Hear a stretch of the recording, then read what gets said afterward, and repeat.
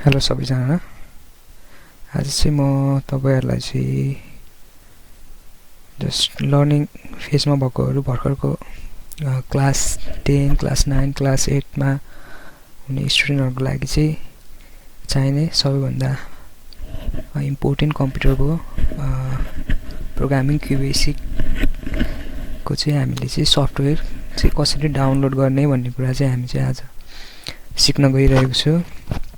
So that first of all त्यसको लागि चाहिँ हामी चाहिँ गुगल क्रोम ओपन गर्ने अनि त्यसपछि हामीले QB64 भन्ने छ साइट, त्यसमा गएर चाहिँ डाउनलोड गर्नुपर्छ है।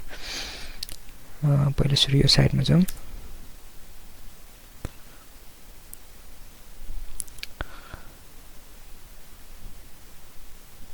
यहाँ खोल्यो साइट।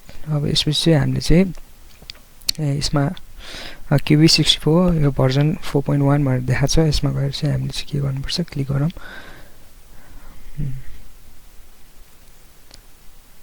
यहाँ डाउनलोड लिंकहरु देखाएको छ यहाँतिर है।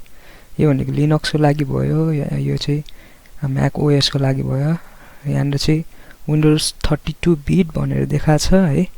अब 32 बिटहरु भनेको चाहिँ डेस्कटपहरुमा अब त्यहाँ चाहिँ 32 बिटहरु हुन्छ, अरु ल्यापटप पनि हुन्छ नहुने हैन। तर नर्मली चाहिँ आजकल चाहिँ 64 बिटमा चाहिँ ल्यापटपहरु आइरा हुन्छ। त्यसको लागि चाहिँ यो चाहिँ मेरो चाहिँ 64 बिट हो। त्यसैले चाहिँ म चाहिँ यसलाई चाहिँ डाउनलोड गर्छु। यो 7z भनेर भनेको छ। यसमा zip फाइल छ है। यो zip फाइल डाउनलोड गरौँ। डाउनलोड हुँदैछ।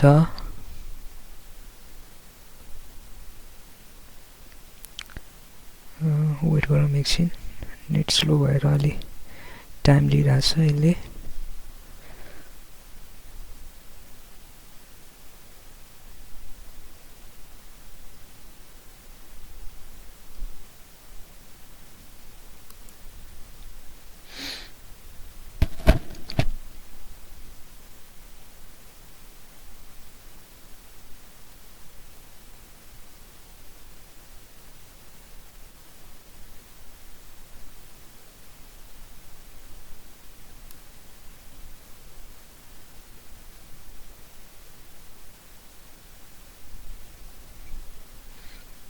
यसले अलिकति टाइम लियो, त्यही पनि केही छैन, हामी सिक्छौं बिस्तारै।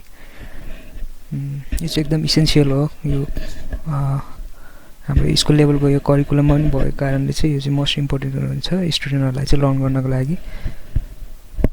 सो दैट यो सफ्टवेयर चाहिँ एकदम नेसेसरी हुन्छ है क्लास 10, 9, 8 मा चाहिँ। अनि क्लास 6 देखि नै हुन्छ उनीहरुलाई चाहिँ बेसिक देखि हुन्छ। अनि क्लास 10 हरुसम्म जाँदाखेरि चाहिँ अलिकति एडभान्स रूपमा पढ्नुपर्छ। त्यो कुराहरु चाहिँ हाम्रो फाइल डाउनलोड भइसकेको छ। सो अब एकचोटी हामी हेरौँ। यहाँ सो इन फोल्डरमा डाउनलोड्समा गएर यहाँ गएर डाउनलोड्समा गएर हामी यहाँ हेर्न सक्छौँ। यहाँ सो इन फोल्डर भनौँ। यहाँ अब हाम्रो डाउनलोड्समा गएर बसेको छ। यसलाई चाहिँ म पहिला कपी गर्छु यसलाई एकचोटी, अथवा कटै गर्छु है। अनि यहाँ फोल्डर बनाएर चाहिँ डेस्कटपमा राख्दिन्छु अहिलेलाई चाहिँ। यहाँ चाहिँ म के गर्छु, पेस्ट गर्छु, अथवा यहाँ फोल्डर बनाएर राखौँ QBASIC भनेर राख्छु र यसलाई ड्र्याग गरेर यहाँ भित्र राख्छु।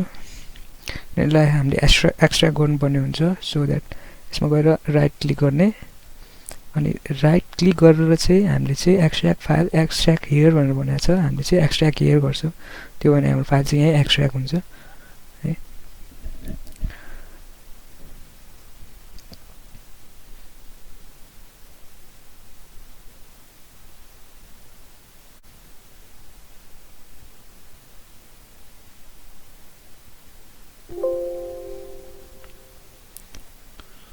हाम्रो एक्सट्र्याक्ट कम्प्लिट भइसकेको छ। अब चाहिँ हामी फोल्डरमा गएर हेर्छौं। यहाँ चाहिँ अब हाम्रो एप्लिकेसन छ QBASIC को। यहाँ हेर्नु, यहाँ एप्लिकेसन भनेर लेखेको छ QB64। अब चाहिँ हामी चाहिँ यसलाई चाहिँ रन गरेर हेर्छौं। यसमा गएर रन गरेर रनमा क्लिक गर्ने। अब चाहिँ हाम्रो चाहिँ यस्तो स्क्रिन आएको छ र यहाँबाट चाहिँ हामीले चाहिँ प्रोग्रामहरु चाहिँ हामीले चाहिँ यहीबाट चाहिँ गर्छौं। है।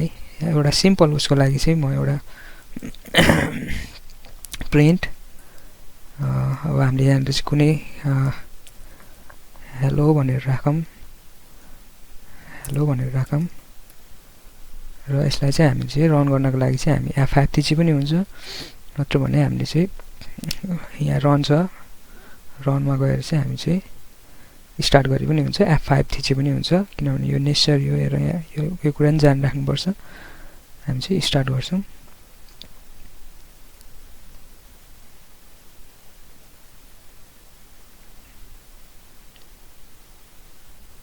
भइसकेको छ, अलिकति टाइम लियो, त्यही पनि सपोर्ट नगरेर कि हाम्रो चाहिँ यहाँनिर हेलो भनेर चाहिँ प्रिन्ट भएको छ। हामीले चाहिँ नर्मली यसरी चाहिँ हामी चाहिँ अरू प्रोग्रामहरू पनि गर्दै गर्छौँ। नर्मली हामीलाई चाहिँ अहिले चाहिँ कसरी हामीले सफ्टवेयर इन्स्टल गर्ने त्यो कुरा मात्र चाहिँ